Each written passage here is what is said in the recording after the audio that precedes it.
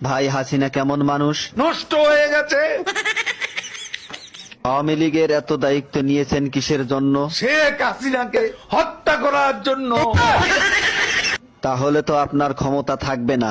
আর রাজনীতি করব না।